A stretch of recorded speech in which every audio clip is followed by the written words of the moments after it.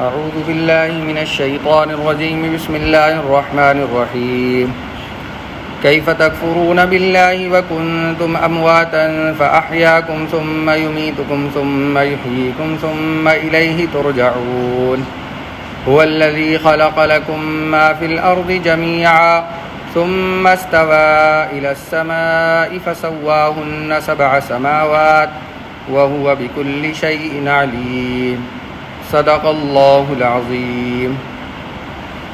دیکھیے کتنی مختصر سی 2 آیتیں،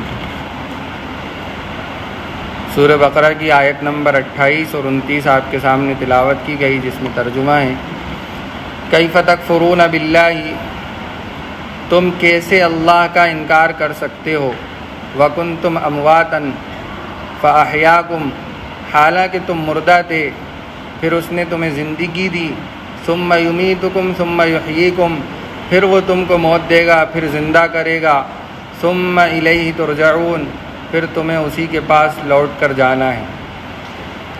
هو الذی خلق لکم ما فی الارض جمیعا، وہی ہے جس نے تمہارے لیے جو کچھ زمین میں ہے پیدا کیا، ثم استوى الی السماء، پھر وہ آسمان کی طرف متوجہ ہوا، فسواہن 7 سماوات، پھر اس نے 7 آسمان بلند کیے، 7 آسمان بنائے، وَهُوَ بِكُلِّ شَيْءٍ عَلِيمٌ، اور وہ ہر چیز کا جاننے والا ہے۔ پیچھے اللہ تبارک و تعالی نے توحید اور رسالت کو بیان کیا، توحید کی آیات بیان کی اور رسالت کی آیات بیان کی۔ توحید کو کہاں بیان کیا؟ یا ایھا الناس اعبدوا ربکم، کہ اپنے رب کی عبادت کرو، اور رسالت کو بیان کیا قرآن کے ذریعے سے، یعنی ایک مضمون چھیڑا اور اس مضمون کے ذریعے سے رسالت کو اللہ تبارک و تعالی نے ثابت کیا۔ ڈائریکٹ نہیں کہا کہ اللہ کے نبی ہیں، برحق ہیں، بلکہ ایک رسالت کی مثال دی اور ایک مضمون چھیڑا، اور وہاں سے یہ ثابت کیا کہ اللہ کے نبی برحق ہیں، آخری پیغمبر ہیں، اور تم آخری امت ہو، اب تمہارے بعد کوئی نبی نہیں آئے گا۔ یہ سب کچھ بتا دیا۔ اس سے پہلے 3 گروپ، 3 طبقے، 3 جماعتوں کے حالات بیان کر دیے بالکل شروع سے سورہ بقرہ کے اندر۔ پہلے اس جماعت کا تذکرہ کیا جو بالکل کامل اور مکمل اللہ کی وحدانیت اور نبی صلی اللہ علیہ وسلم کی رسالت کو مانتے ہیں، اس جماعت کا تذکرہ کیا۔ پھر اس جماعت کا تذکرہ کیا جو کھلم کھلا انکار کرتے ہیں۔ پھر اس جماعت کا تذکرہ کیا جو ظاہر میں تو اپنے آپ کو ایمان والا بتاتے ہیں، لیکن پیٹھ پیچھے اپنے کفر پر ڈٹے ہوئے ہیں، اپنی ہٹ دھرمی پر ڈٹے ہوئے ہیں۔ اس سب کو بیان کرنے کے بعد پھر اللہ تبارک و تعالیٰ نے ایک رب کی عبادت کا حکم دیا، اور آخری نبی کو آخری نبی ماننے کا اعلان کیا کہ آخری نبی مان لو۔ اس سب کے بعد اب اللہ تبارک و تعالیٰ کہہ رہے ہیں کہ یہ سب کچھ بیان کر دیا، سب کچھ واضح کر دیا، پھر بھی کیسے تم کیف تکفرون باللہ، کیسے اللہ کا انکار کر سکتے ہو، کیسے اللہ کو چھوڑ کر کسی اور کی عبادت کر سکتے ہو، کیسے کر سکتے ہو؟ اتنی وضاحت کرنے کے بعد، جب کہ تم مرے ہوئے تھے، مردار تھے، تمہارا کوئی نام اور نشان نہیں تھا، کن کن ذرات میں بکھرے ہوئے تھے دنیا کے اندر، ان ذرات کو جمع کر کے ایک روٹی بنی، ایک غذا بنی، اس غذا کو ایک آدمی نے کھایا، اس غذا سے مادہ منویہ بنا، نطفہ بنا، پھر وہ نطفہ ماں کے رحم میں داخل کروایا گیا، اور پھر وہاں ایک انسان کی تعمیر شروع ہوئی، تخلیق شروع ہوئی۔ کہاں کہاں بکھرے ہوئے تھے، آدمی کو پتہ ہے کہ جو روٹی میں کھا رہا ہوں اس میں کہاں کہاں کے کس کس زمین کا غلہ موجود ہے، جو میں سالن کھا رہا ہوں، جو سبزیاں کھا رہا ہوں، وہ کس کھیت کی ہیں، کس کھیت کی ہیں، کسی کو نہیں معلوم، کہاں کہاں بکھرا ہوا تھا۔ وہ سب کو ایک جگہ جمع کیا اور پھر وہ کھلوا کر نطفہ بنوایا، اور وہ نطفے کو ماں کے رحم میں داخل کروا کر وہاں سے انسان کی تخلیق شروع کی۔ 9 مہینے بعد، سال بھر بعد وہ چیز تیار ہوئی۔ جب وہ باہر آئی اور ایک عمدہ قسم کا انسان بنا، ساری چیزوں کو اللہ تبارک و تعالیٰ نے سنوارا،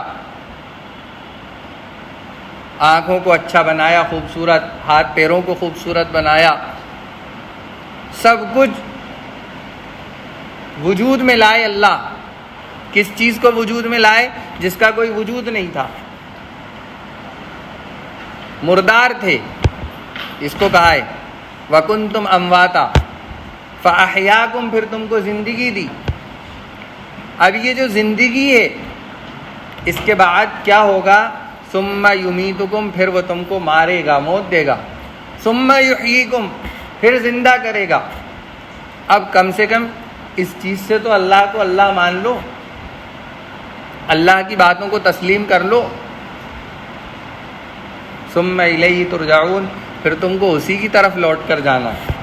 ایسا نہیں ہے کہ تم یہاں خوب اپنے گل چھرے اڑا لو اور مرنا تو کوئی ایسا انسان نہیں ہے دنیا میں جس کو مرنا تسلیم نہ ہو، جو اس کا اقرار نہ کرتا ہو کہ ہاں موت آتی نہیں ہے، موت کوئی چیز نہیں ہے۔ ہر ایک شخص دنیا کا کوئی بھی ہو، کتنا ہی بڑا سائنسداں ہو، کتنا ہی بڑا دنیا کا دانشور ہو، وہ اس بات کو تسلیم کرتا ہے کہ ہاں ایک دن مرنا ہے۔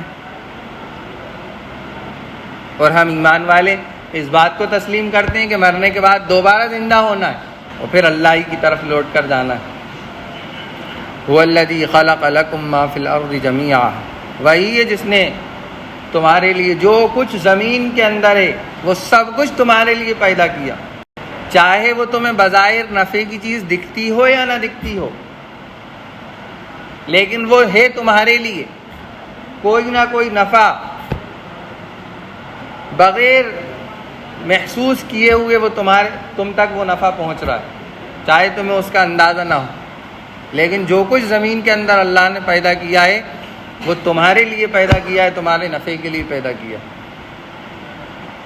دوسری آیات میں عما یتساءلون 30ویں پارے کے اندر 2 جگہ اللہ تبارک و تعالیٰ نے اس بات کا اعلان کیا کہ زمین کے اندر جو کچھ ہے وہ تمہارے لیے۔ ثم استوى الى السماء فسواهن 7 سماوات، پھر وہ آسمان کی طرف متوجہ ہوا اور اس نے 7 آسمان بنائے۔ پہلے کائے کا ذکر کیا ہے؟ زمین کا ذکر کیا ہے، پھر آسمان کا ذکر کیا ہے۔ اس سے پتہ یہ چلا کہ زمین پہلے پیدا کی گئی، آسمان بعد میں پیدا کیا گیا۔ لیکن ایک روایت ایسی آتی ہے جس میں یہ کہا گیا ہے سورہ نازعات کی آیات کے ذیل میں کہ پہلے آسمان بنایا گیا ہے، پھر زمین پر پیدا کی گئی۔